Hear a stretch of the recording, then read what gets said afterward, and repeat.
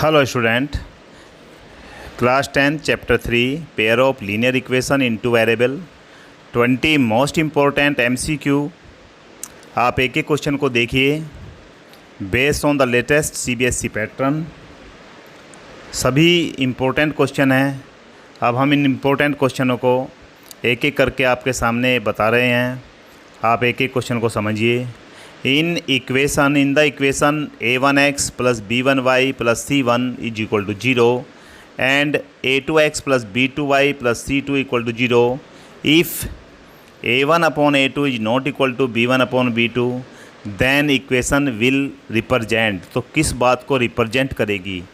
आपने पहला देखा coincident, parallel line, intersecting line, none of above. देखिए, जब हमें पता है a1 upon a2 is not equal to b1 upon b2 होता है तो यूनिक सॉल्यूशन होता है और ग्राफ पर ये दोनों लाइन एक ही पॉइंट पर इंटरसेक्ट करती है, इसलिए इसका करेक्ट आंसर इंटरसेक्टिंग लाइन आएगा। तो फर्स्ट क्वेश्चन का सी ऑप्शन इज करेक्ट। अब हम देखते हैं क्वेश्चन नंबर 2। क्वेश्चन नंबर 2 में हमें दिया है if a pair of linear equation a1x plus b1y plus c1 equal to 0 and a2x plus b2y plus c2 equal to 0 represent parallel lines then. अब आपको पता है इंटरसेक्टिंग के लिए क्या होता है, यूनिक सॉल्यूशन होता है, और पैरेलल के लिए क्या होता है, नो सॉल्यूशन होता है, और एक ही लाइन को जब रिप्रेजेंट करता है तो इनफाइनाइट मैनी सॉल्यूशन होता है। अब पहले वाले में हमें दिया था a1 upon a2 is equal to b1 upon b2। Second इसका मीन्स क्या हुआ, इंटरसेक्टिंग लाइन। फिर दिया था a1 upon a2 is not equal to b1 upon b2, ये भी b1 अपॉन b2 वही सेम हो गया, तो यानी कि यूनिक सॉल्यूशन हो गया। अब a1 upon a2 is equal to b1 upon b2 is not equal to c1 upon c2। This means no solution, और no solution means parallel line. तो सी ऑप्शन इज करेक्ट, यानी कि no solution का means होता है graph पर वह parallel line को शो करता है। इसका मीन्स ये हुआ सी आंसर इज करेक्ट।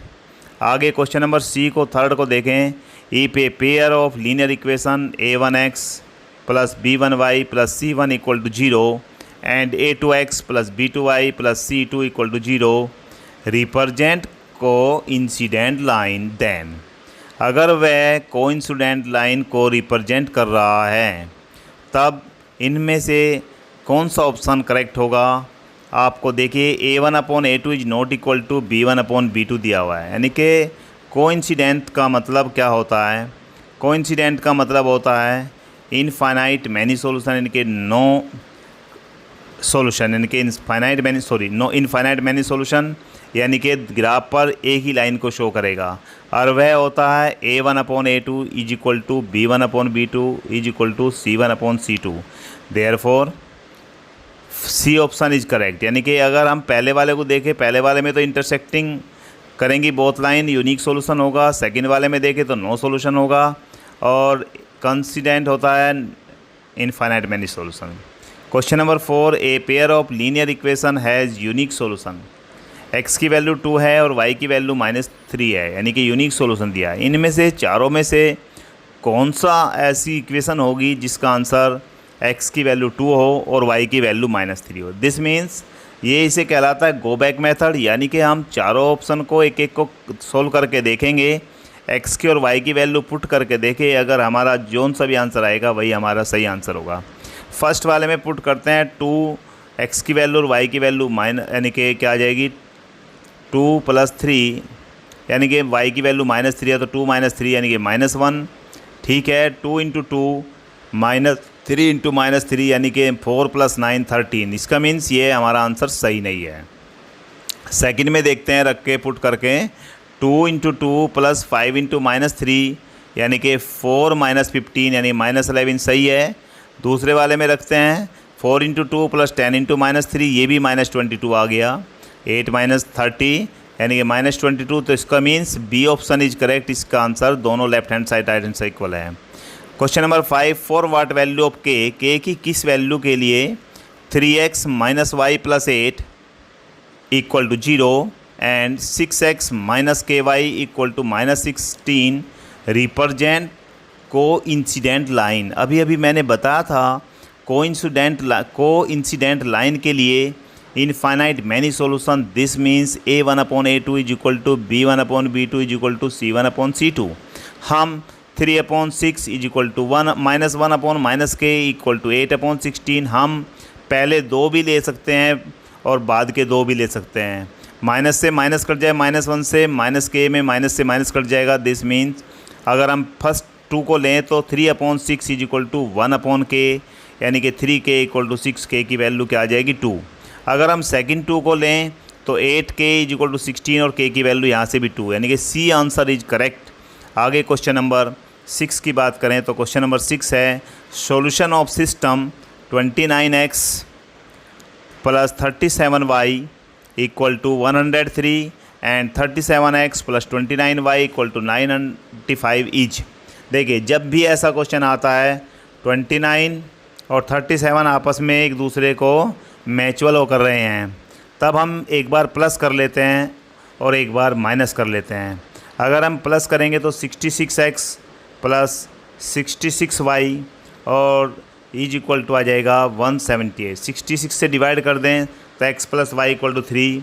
दूसरा आ जाएगा -8x plus 8y equal to 8, यानी कि 8 से डिवाइड कर दे तो -x plus y equal to 1। अब हमारे पास दो इक्वेशन बन गई, x plus y equal to 3 और -x plus y equal to 1। x से x कट जाएगा, y की वैल्यू आ जाएगी 2y इक्वल टू 2, यानी कि 4y की वैल्यू 2। फिर x इस वैल्यू को इसमें 2 पुट कर दें x प्लस इसमें, तो y की वैल्यू और x की वैल्यू दोनों निकल जाएगी। आगे question number 7, the pair of equation x plus 2y plus 5 equal to 0 and 3x minus 6y plus 1 equal to 0। तो बेटा हमें देखना है कि इनफाइनाइट मैनी सोल्यूशन है, नो सोल्यूशन है, यूनिक सोल्यूशन है, एग्जैक्टली 2 सोल्यूशन है। हमें उसके लिए करना पड़ता है a1/a2 is equal to b1/b2, सबकी वैल्यू निकाल लेते हैं। a1/a2 b1/b2 c1/c2।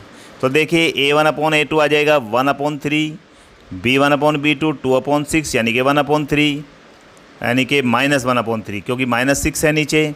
c1/c2 आ जाएगा माइनस यानी 5/5 यानी कि 5। दिस मीन्स a1/a2 1/3 है, b1/b2 -1/3 है। इसका मतलब ये हुआ कि a1/a2 is not equal to b1/b2, यानी कि a1/a2 b1/b2 के इक्वल नहीं है। तो हमें क्या करना पड़ेगा, इसे बताना पड़ेगा यह एक यूनिक सॉल्यूशन है, या हम कह सकते हैं intersecting both line. The pair of equation x is equal to a, y is equal to b graphically represented line which are coincident intersecting at a b parallel line या intersecting b a. हमें एक graph बनाएं, हम graph में x axis और y axis बना लें और वाई दोनों को बनाकर हम लाइन बनाएं, x is equal to a और y is equal to b. देखिए आपके सामने हम रिप्रेजेंट कर रहे हैं, x is equal to a एक लाइन दिखा दी गई और y is equal to b एक लाइन दिखा दी गई। दोनों लाइनों ने आपस में काट दिया। दिस मीन्स एक्स की वैल्यू ए और वाई की वैल्यू बी, यानी कि दोनों ने जहाँ काटा है वो लाइन वो पॉइंट क्या कर रहा है, इंटरसेक्ट कर रहा है। जब ये इंटरसेक्ट कर रहा है, किस पॉइंट पर इंटरसेक्ट कर रहा है, ए एंड बी पर इंटरसेक्ट कर रहा है। तो इसका मीन्स आंसर हो गया इंटरसेक्टिंग एट ए बी। तो आंसर आ गया, इंटरसेक्ट कर दिया इसने ए बी पर। आगे क्वेश्चन नंबर 9 की बात करें, the value of c for which the pair of equation cx minus y equal to 2 and 6x minus 2y is equal to 4 will have infinite many solution. हमें c की value बतानी है, दो equation दी हुई है, इनफाइनाइट मैनी सॉल्यूशन कहा है। जब आपको इनफाइनाइट मैनी सॉल्यूशन कह दिया गया तो आप बिल्कुल सीधे सीधे करेंगे, पहले a1/a2 b1/b2 c1/c2 की वैल्यू निकालेंगे। और इनफाइनाइट मैनी सॉल्यूशन में होता है a1/a2 is equal to b1/b2 is not equal to c1/c2। हम a1/a2 की वैल्यू रखें तो c/6 is equal to -1/-2, minus से माइनस कैंसिल हो जाएगा और हमारे पास इज नॉट इक्वल टू 2/4। हम अगर फर्स्ट 2 को ले लेते हैं तो c इज इक्वल टू 6/2, यानी कि c की वैल्यू आ जाएगी 3, यानी कि बी ऑप्शन इज करेक्ट। आगे हम क्वेश्चन नंबर नेक्स्ट की बात करें, क्वेश्चन नंबर 10 की।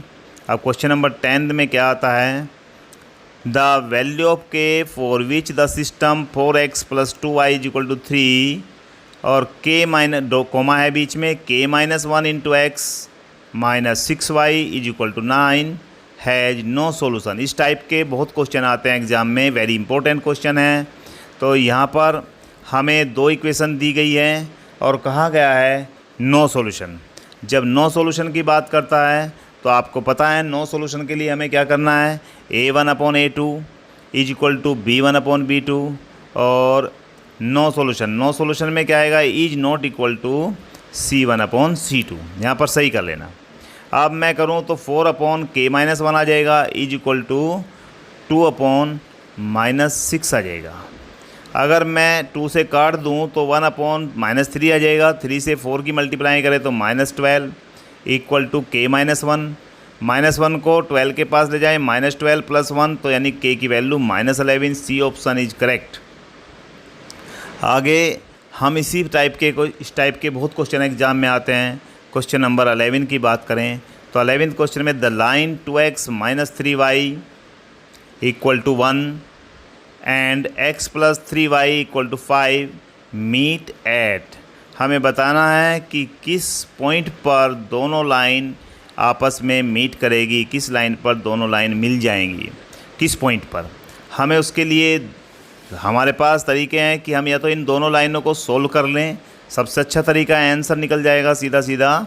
हम गो बैक मेथड से भी कर सकते हैं, परंतु इस क्वेश्चन को हम किससे करें, सोल्व कर लेते हैं।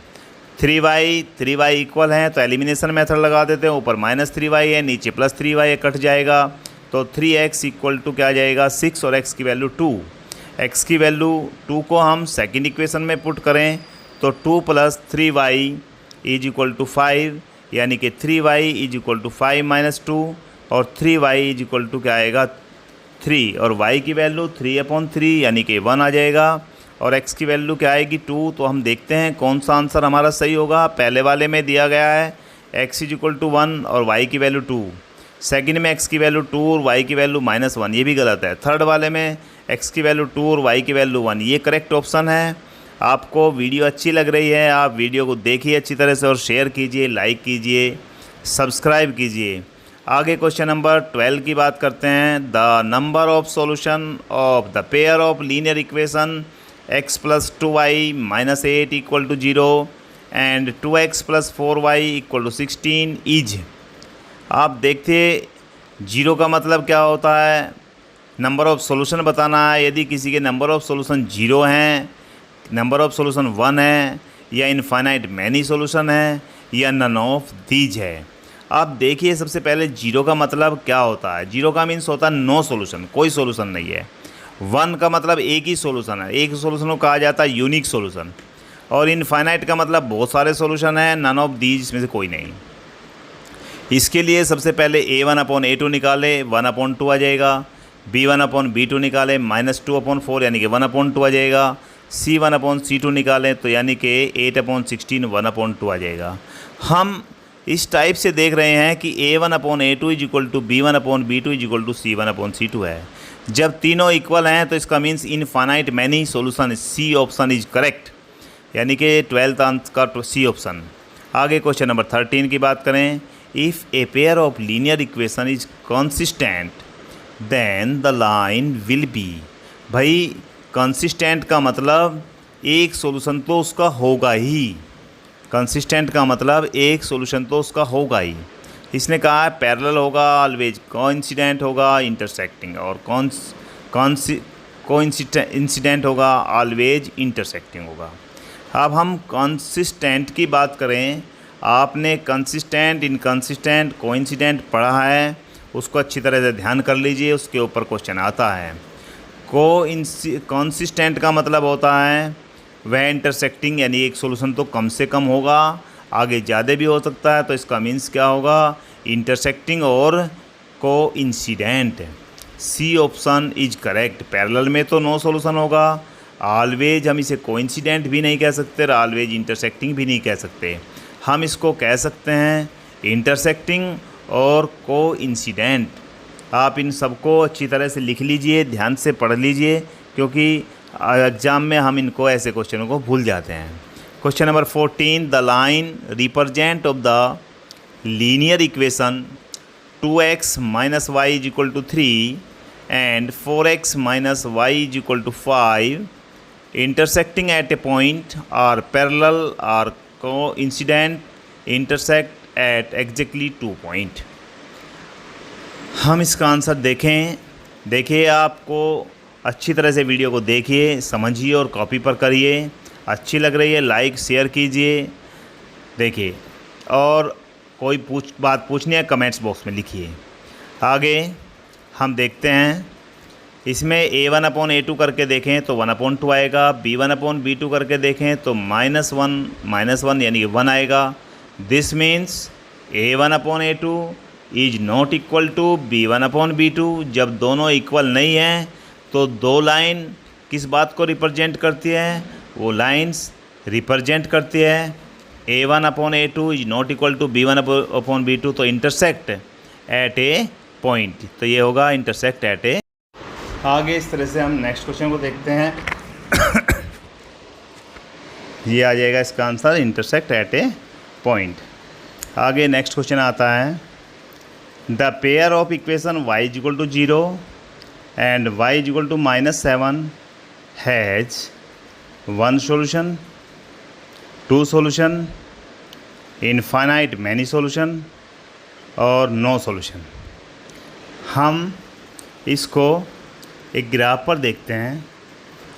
y इक्वल टू 0 और y इक्वल टू -7 को हम ड्रॉ करते हैं, उससे क्लियर होगा। देखिए, अगर हम y इक्वल टू 0 बनाएं तो एक लाइन आएगी x डैश, और y इक्वल टू -7 बनाए तो नीचे एक लाइन आ जाएगी, तुम्हें आपको दिख रही होगी y इक्वल टू -7। अब देखिए, दो लाइन आपके सामने है, एक तो x डैश पर है लाइन और एक y इक्वल टू -7 लाइन है। आप देख रहे होंगे दोनों लाइन एक दूसरे के पैरेलल है। जब लाइन एक दूसरे के पैरेलल होती है तो हम स्पष्टली कह सकते हैं कि यहाँ पर कोई भी सॉल्यूशन नहीं होगा, यानी कि no solution. y equal to 0 का मतलब होता है x एक्सिस, तो आंसर आएगा नो सॉल्यूशन। आगे क्वेश्चन नंबर 16 की बात करें, if line 3x + 2ky equal to 2 and 2x + 5y + 1 equal to 0 are parallel, then value of k is. हमें k की वैल्यू बतानी है। इसने कहा है पैरेलल है। पैरेलल के लिए हम स्पष्टली समझते हैं कि नो सॉल्यूशन होता है, और नो सॉल्यूशन के लिए a1/a2 equal to b1/b2 is not equal to c1/c2 होता है। a1/a2 में 3/2, b1/b2 2k/5 और c1/c2 -2/1। यानी कि यदि हम पहले दोनों को लें, 3 5 या 15 इक्वल टू 4k, यानी कि k की वैल्यू हमारा आ जाती, k की वैल्यू क्या आ जाएगी? 15/4। अब हम ऑप्शन देखते हैं। पहला ऑप्शन है -5/4, सेकंड है 2/5, थर्ड है 15/4, तो ये करेक्ट है। आगे क्वेश्चन नंबर 17 की बात करें तो 17 में आएगा, the pair of linear equation x - 2y equal to 0 and 3x + 4y equal to 20 have 1 solution, 2 solution, many solution, no solution. सारे क्वेश्चन लगभग इसी टाइप के हैं, वही 3 फॉर्मूले हमारे याद होने चाहिए। अब इसमें देखते हैं a1/a2 और b1/b2 और c1/c2 हम निकालें तो a1/a2 की वैल्यू आती है 1/3, b1/b2 की वैल्यू आ जाती है 1/2। अब देखिए a1/a2 b1/b2 के इक्वल नहीं है, तो हम कह सकते हैं a1/a2 is not equal to b1/b2। a1/a2 is not equal to b1/b2 का मीन्स होता है इंटरसेक्टिंग 1 पॉइंट, यानी कि 1 सॉल्यूशन। तो इसका मीन्स आंसर देखते हैं, पहला ही ऑप्शन है वन सॉल्यूशन, तो इसका आंसर आ गया first option is correct. Question number 18 की बात करें, the pair of linear equation kx + 2y = 5 and 3x + y = 1 has unique solution. Unique solution के लिए हमें पता है a1/a2 और b1/b2 c1/c2 निकालें। हम सीधा सीधा यूनिक सॉल्यूशन के लिए या इंटरसेक्टिंग की बात आती है तो a1/a2 is not equal to b1/b2 put कर दें। अब a1/a2 अगर हम रखेंगे तो क्या आएगा k/3, तो k/3 is not equal to b1/b2, तो b1/b2 की वैल्यू आएगी 2/1, यानी कि क्रॉस मल्टीप्लिकेशन करें तो k × 1 तो k आ जाएगा और इज नॉट इक्वल टू 2 3 = 6, तो k is not equal to 6। Answer B is correct. तो इस तरह से देखिए सभी क्वेश्चन एक टाइप के हैं, आसान हैं, आप इनको करिए अच्छी तरह से, एक एक पर्सन को अपनी कॉपी पर करिए, लिखिए क्वेश्चन को। आगे हम 2 क्वेश्चन और है इस क्वेश्चन में, 20 क्वेश्चन की एक सीट है, तो 19th क्वेश्चन देखते हैं। 19th क्वेश्चन में है if x = a y = b the solution of the equation x - y = 2 and x + y = x + y - 4 then the value of a and b respectively. हमें x की वैल्यू a दिया हुआ है, y की वैल्यू b दिया हुआ है और हमें फाइंड करना है, 2 इक्वेशन दी हुई है, हमें बताना है a की वैल्यू क्या होगी और b की वैल्यू क्या होगी। हमें जो इक्वेशन दी हुई है, यदि हम इक्वेशन में x की वैल्यू a और y की वैल्यू b रखें तो इक्वेशन बन जाएगी नई a - b = 2 और सेकंड इक्वेशन बन जाएगी a + b = 4। अब देखिए यहाँ पर एलिमिनेशन मेथड लगाएं तो b से b कैंसिल हो जाएगा और अगर ऐड करेंगे तो a + a 2a = 2 + 4 यानी कि 6। a की वैल्यू 3 आ गई, a की वैल्यू पुट कर दें फर्स्ट में तो 3 - b = 2, तो -b = -1 और b की वैल्यू 1 आ जाएगी। तो answer C is correct. Last question 20, which of the following pairs of the equation represent inconsistent system. तो इनमें से हमें बताना है कौन से में इनकंसिस्टेंट होगा। तो इस टाइप का जो भी क्वेश्चन आता है हमें केवल देखना पड़ेगा कि इन में से चारों में से कौन सा आंसर सही होगा। तो चारों में से सही ऑप्शन देखने के लिए हम एक एक में वैल्यू किस तरह से रखेंगे, a1/a2 करके देखेंगे, या अब देखिए कैसे करते हैं क्वेश्चन 20 को। हम a1/a2 b1/b2 is not equal to c1/c2 किसके लिए होता है, इनकंसिस्टेंट के लिए। हम गो बैक मेथड अप्लाई करें। गो बैक मेथड में एक एक इक्वेशन में यह कंडीशन लगाएं। पहले वाले में हमने कंडीशन लगाई 3/2 इज -2/3 आया तो नॉट इक्वल टू है, तो यह तो इंटरसेक्टिंग के लिए होगी, तो ये तो सही नहीं है। सेकंड में हमने लगाया तो दोनों में a1/a2 = b1/b2 आ जाता है, तो यही हमारा बी वाला ऑप्शन सही है। आप वीडियो को अच्छी तरह देखें और लाइक और शेयर करना न भूलें। Thank you for watching.